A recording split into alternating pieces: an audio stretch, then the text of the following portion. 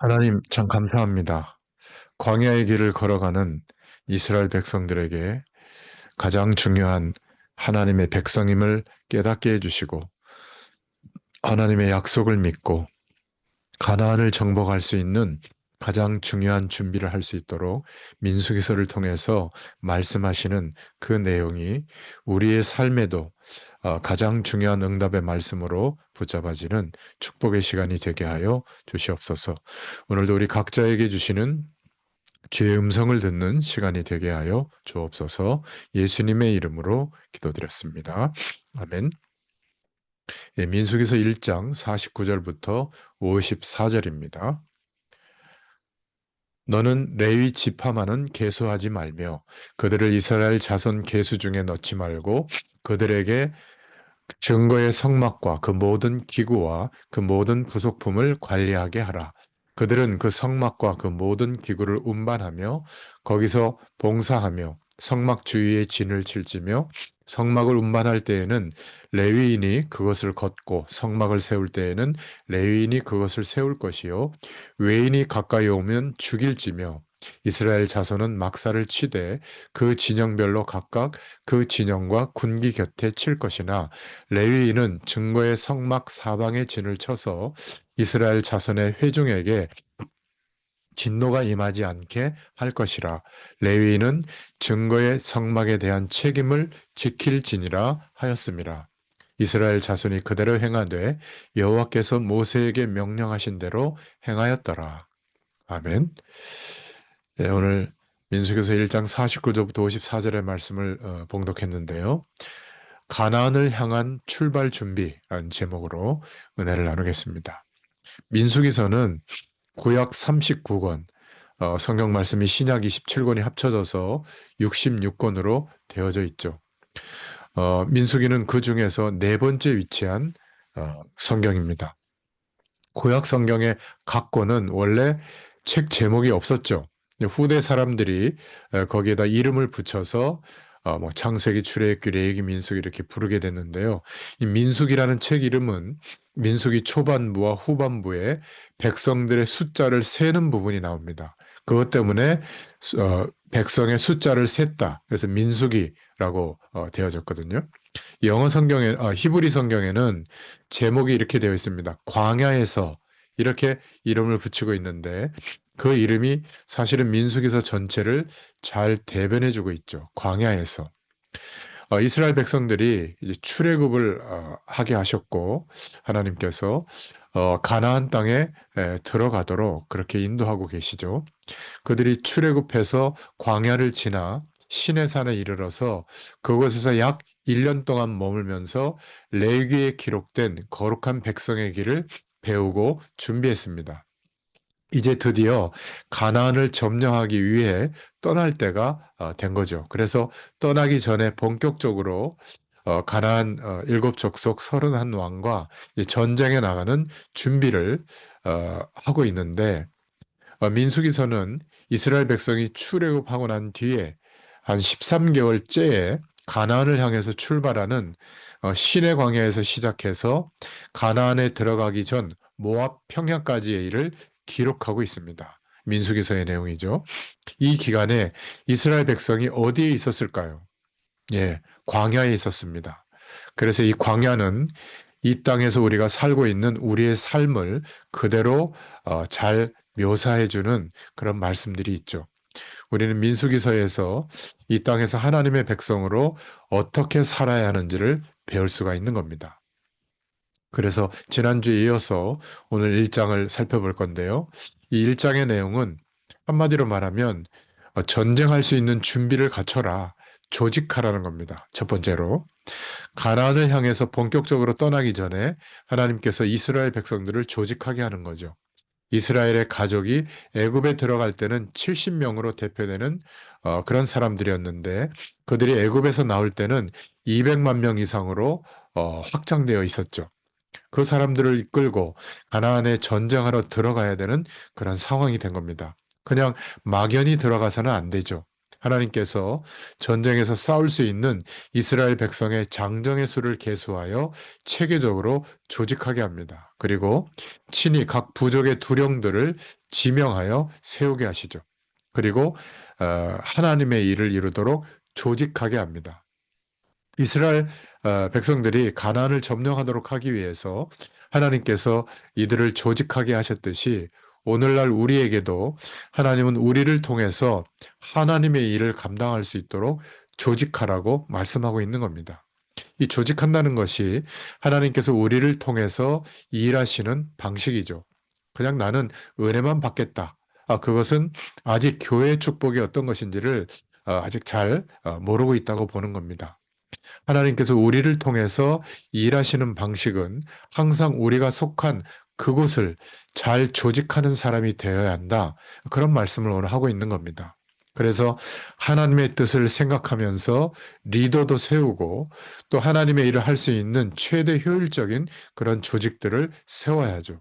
모이는 교회 조직도 세우고 흩어져서 함께 복음 운동할 수 있는 현장 예배 조직도 세워야 됩니다. 그 일을 할 수 있는 준비된 사람이 바로 우리 자신이 되도록 하나님의 인도를 받는 것이 중요하죠. 나에게 맡겨진 일이 무엇일까? 만약 우리가 준비되어져 있지 않아서 하나님의 일이 시작됐는데 그것을 감당하지 못하는 그런 경우가 있어서는 안 되겠죠. 이스라엘 백성들이 가나안을 향해서 출발할 때 하나님께서 전쟁을 치를 수 있도록 장정의 숫자를 파악하고 조직을 짜게 한 겁니다. 그렇듯이 우리도 하나님께서 우리를 준비시키실 때 잘 준비될 수 있기를 바랍니다. 영적으로도 말씀으로도 또 기도로도 우리의 삶으로도 그래서 잘 준비되어진다면 우리에게 맡겨진 하나님의 일을 훌륭하게 이룰 수 있게 될 줄로 믿습니다. 자, 오늘 말씀을 통해서 붙잡을 두 번째 기도 제목은 성별하라는 겁니다. 민수기서 1장 49절에 보면 너희 레위 지파만은 계수하지 말며 이렇게 말하고 있거든요. 가나안을 점령하러 가는 가장 중요한 일이 앞에 있는데 이 이스라엘 백성들이 명심해야 하는 것이 있어요. 그게 뭐냐면 성별하는 겁니다. 군대 조직을 하는 데는 레위 지파가 들어가지 않았죠. 이렇게 반문할 수도 있습니다. 하나님, 지금은 전쟁 중인데 한 사람이 급한데 일단 예외 없이 모두가 전쟁에 참여하고 동원이 되고 전쟁이 끝나고 나서 레위인들은 성막을 관리하면 안 되겠습니까? 이렇게 질문할 수도 있거든요. 근데 하나님은 그들에게 아니다라고 분명하게 오늘 말씀하고 계시는 거예요. 성별하지 못하면 그들은 무엇도 이룰 수가 없고 이루어도 의미가 없기 때문에 하나님이 말씀하신 건데, 자, 그렇다면 성별하도록 하신 이유가 뭘까? 그들이 레위 지파를 성별해서 성막에 관련된 일만 하게 하는 것은 성막의 일이 많기 때문이 아닙니다. 그것을 통해서 이스라엘 백성들이 성별되도록 하기 위해서 하나님이 명하신 거거든요. 그러니까 이들이 지금 가나안에 들어가서 전쟁이 중요한 것이 아니라 하나님 앞에서 살아가는 것이 중요하다. 이거를 기억하게 하고 명심하게 하나님이 성별되게 한 겁니다. 그 어떤 일이 아주 중요하고 급하다고 할지라도 우리가 하나님 앞에서 성별해야 될 것은 성별해야 됩니다. 예를 든다면 시간을 성별해서 주일 예배를 지키는 거죠. 주님의 날 예배하는 거, 그게 시간을 성별하는 겁니다. 아무리 바빠도. 또 우리가 많은 먹고 사는 일에 우리 물질을 쓰잖아요. 또 그 물질 중에도 재물을 성별하여 헌금을 드리는 것을 우리가 해야 됩니다. 그리고 몸을 성별하여 주의 일에 봉사할 수 있어야죠. 내가 삶에 어떤 목표가 있어서 그것에 올인한다고 이런 것들을 성별하지 못하고 시간을 거기에다 다 투자한다면 사실 성별이 없는 올인의 삶은 망하는 지름길이에요. 여러분, 하나님의 백성에게는 그 무엇도 하나님보다 귀한 것이 없는 겁니다. 하나님의 뜻을 행하는 것보다 귀한 것이 없다. 오늘 기억하시기 바랍니다. 전쟁도 이스라엘 백성들이 치러야 되는 전쟁도 하나님의 뜻을 행하는 것보다 더 귀하지 않다. 그래서 성별을 통해서 우리에게 말씀하시는 겁니다. 우리가 성별 없이 살아간다면 목적과 수단이 바뀌게 될 것이에요. 이스라엘 백성들이 왜 가나안 땅에 들어가려고 하는 거죠? 가나안 땅에 들어가는 것은 목적이 아니라 하나의 방법이고 수단이에요. 메시아 오실 땅이니까 그리스도의 일이 이루어져야 되니까 그것을 이루기 위해서 가나안 땅에 들어가고 또 가나안 땅에 들어가기 위해서는 전쟁을 치러야 되는 거거든요. 근데 성별 없이 하나님께 구별된 것이 없이 말씀을 지키는 것이 없이 모든 것에 올인하는 전쟁에 올인한다면 어느 순간에 목적과 수단이 그 순서가 뒤바뀌게 될 거예요. 그러니 죽게 생겼을지라도 어떤 한계가 올지라도 성별, 하나님께서 구별시키는 그것을 우리가 감당해야 되는 겁니다. 자, 그렇다면 세 번째로 나를 거룩하게 하는 성별은 무엇일까? 여러분, 나를 하나님 앞에 꿇어 엎드리게 하는 구별된 게 있습니까? 구별된 시간, 예배죠. 또 기도하는 시간, 또 내가 하나님의 것으로 산다고 하는 믿음의 고백. 사실 그게 11조의 어떤 의미죠. 또 감사의 고백을 담은 뭐 감사 헌금, 전도와 선교를 위한 헌금, 또 주일날 하나님께 또 드리는 헌금. 헌금 종류가 많이 있는 것 같아도 사실은 성별되어진 그런 의미로 생각한다면 그것을 다 가지고도 불행하게 살 수도 있고요. 또 그것을 드리고도 축복 속에서 살 수가 있는 겁니다. 성별하는 삶이 무엇일까? 오늘 그것을 레위 지파를 통해서 말씀하고 있는 겁니다. 한 명이 전쟁할 때 귀한데 한 13분의 1 정도 되는 인구 전체 레위 지파는 성별해라. 숫자에 카운트하지 마라. 조직 속에도 집어넣지 마라. 오늘 그렇게 말씀하고 있는 겁니다. 여러분, 우리가 하나님의 일을 하고 싶습니까? 그렇다면 성별되어진 준비된 사람이 되어야 됩니다. 사람들을 조직하고 정비해라. 주의 말씀으로 성별된 삶을 살 수 있는 사람들을 세워라. 그리고 우리 자신에게 분명히 약속해라. 하나님 앞에서. 어떤 일이 있어도 지켜야 하는 나의 성별, 구별되어진 것, 그것을 정하고 그 약속을 이행할 수 있기를 바랍니다. 여러분, 신앙생활은 그냥 너무 값어치 없게 하는 경우가 많거든요. 하나님 앞에 성별된 시간, 물질, 또 우리의 몸을 드리는 거, 또 참여하는 거, 이게 굉장히 중요해요. 지금 창세기, 출애굽기, 이제 레위기를 지나서 이제 민수기의 응답이 우리에게 와 있거든요. 그냥 말씀을 듣고 끝내지 마시고 우리의 삶이 말씀 속으로 들어갈 수 있기를 축원합니다. 그래서 지금 준비할 수 있는 시기이기 때문에 어떤 일이 있어도 합리화하지 말고 지켜야 하는 나의 성별, 구별될 것을 정하고 그것을 하나님 앞에 이루어지게 해달라고 약속하고 기도해 보세요. 지금 성별하고 그것을 굳게 지켜야 됩니다. 결국 성별할 준비가 된 사람만이 하나님의 일을 할 수가 있죠. 자, 그렇다면 이 사람들은 세 번째로 전투 태세를 갖춰야 합니다. 오늘 1장 3절에 이스라엘 중 20세 이상으로 싸움에 나갈 만한 모든 자를 너와 아론은 그 군대대로 계수하되 이렇게 말하고 있거든요. 백성의 수를 세라고 한 겁니다. 20세 이상 싸움에 나갈 만한 모든 자, 그 숫자를 세라. 이거는 전투 태세를 갖추라고 하는 거거든요. 오늘날 광야 같은 삶을 사는 이 땅에서 살아가는 우리의 믿음의 삶도 사실은 영적 전투와 같죠. 그래서 그 영적 전투의 준비를 해야 된다. 그 말이에요. 많은 사람들이 이 영적 전투의 준비도 하지 않고 그냥 무작정 믿음 생활을 하고 있는 경우가 덜어 있거든요. 그러면 사단과의 전투에서 패합니다. 세상의 물화에 그냥 흡수돼 버리죠. 아직도 이러한 영적 전투가 준비되지 않은 분들은 다시 시작하는 마음으로 영적으로 전투를 준비할 수 있는 마음 자세를 가질 수 있기를 바랍니다.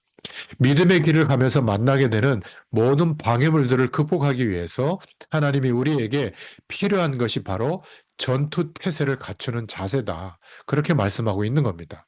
그래서 하나님께서 신의 광야를 떠나는 이스라엘 백성들에게 전투 태세를 요구하고 계시듯이 오늘날 믿음의 여정을 인도받고 있는 우리들에게도 전투태세의 마음을 가지고 그 말씀의 약속을 붙잡으라고 하는 겁니다. 그래서 이 전투태세의 마음가짐이 중요하다. 이스라엘 백성들이 시내 광야를 떠나서 가나안으로 들어가는 것은 그냥 되어지는 게 아니었어요. 확실한 준비를 하도록 민수기서에 말씀하고 있는 겁니다. 그 준비는 전투태세와 같은 확고하고 결연한 준비예요. 가나안으로 가는 여정은 그냥 흐지부지하게 소풍 가는 기분으로 가는 게 아닙니다. 그 길은 영적 전투의 길이고 실제로 전쟁을 치러야 하는 길입니다. 처음부터 이러한 마음가짐의 자세를 가지고 출발하도록 하나님이 전쟁을 치를 수 있는 숫자를 계수해라. 이렇게 말씀하고 있는 거죠. 여러분, 군사들이 전투할 의지가 없다면 그 싸움은 벌써 해보나 마나죠. 그래서 하나님은 이스라엘 백성의 마음가짐을 다시 하도록 전투에 나갈 백성의 수를 세도록 오늘 말씀하고 있는 겁니다. 백성의 수를 세면서 백성들을 이끄는 리더나 백성들이나 그들이 이제 전투에 나간다는 것을 다시 마음에 다짐하도록 한 겁니다. 그 마음 다짐을 위해서 백성의 수를 전부 세도록 하신 거죠. 이 전투에 임할 때는 마음가짐이 가장 중요하잖아요. 전투 태세를 갖는 것, 믿음이 무엇인지를 알게 되었을 때 이제는 그 믿음을 가지고 신앙생활을 시작해야 됩니다. 그 믿음을 가지고 시작하는 것이 세례죠. 그래서 세례를 받으면 이제 무엇인가 조금 더 우리의 삶의 태도와 신앙의 중심이 바뀔 수 있는 그런 계기가 되는 겁니다.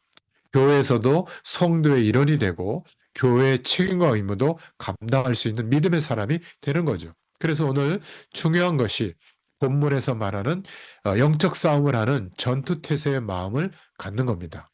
이전의 사람은 옛 사람은 죽고 이제 예수 그리스도 안에서 새로 태어나서 믿음의 길을 가는 것이 세례의 의미죠. 그렇기 때문에 이제는 강인한 믿음의 군사로 거듭나야 될 줄로 믿습니다. 자, 오늘 말씀을 통해서 두 가지 중요한 결론을 맺겠습니다. 첫 번째는 믿음의 길을 갈지 말지를 신중하게 고민하다가 이제 믿음의 길로 가기로 결정했다면 전투태세를 진지하게 가지고 임해라. 믿음이 공짜로 우리에게 주어졌지만 싸구려는 아니에요. 너무 귀중하기 때문에 우리가 살 수 없기 때문에 은혜로 주신 것이지 공짜로 주신 것이지 싸구려는 아닙니다. 그래서 우리가 믿음을 위해서 그 값을 다 치르지는 못하더라도 최소한 믿음으로 회복된 그 축복이 얼마나 귀한지는 알아야 되겠죠. 그렇다면 그 귀한 것을 알게 됐으니 우리가 신앙생활하는 영적 싸움, 광야 같은 삶에서 이제는 마음을 전투태세를 가질 만큼 단단히 먹고 인도받아야 되지 않겠는가. 그것을 말하고 있는 겁니다. 두 번째는 전투태세에 임한 사람들은 가장 중요한 것은 목적을 분명히 하는 거예요. 하나님의 나라가 임하도록 나의 그리스도로 나의 왕으로 고백되는 곳마다 하나님의 나라가 임하고 그 축복을 누린 우리가 이 축복을 전달하는 것이 목적이잖아요. 그렇다면 목적이 분명하다면 중요한 것이라는 것을 안다면 그 목적에 부합하지 않는 다른 것에 크게 개의치 않게 될 거예요. 중요하지 않는 일에 시간을 허비하거나 마음을 쏟거나 힘들어하거나 마음이 상해 있거나 그런 것에 개의치 않을 겁니다. 우리의 눈을 하나님 나라의 배경, 여기에 굳건히 고정시키고 이 땅에서 살아가는 동안에 믿음의 전투태세의 마음으로 갈 수 있기를 바랍니다.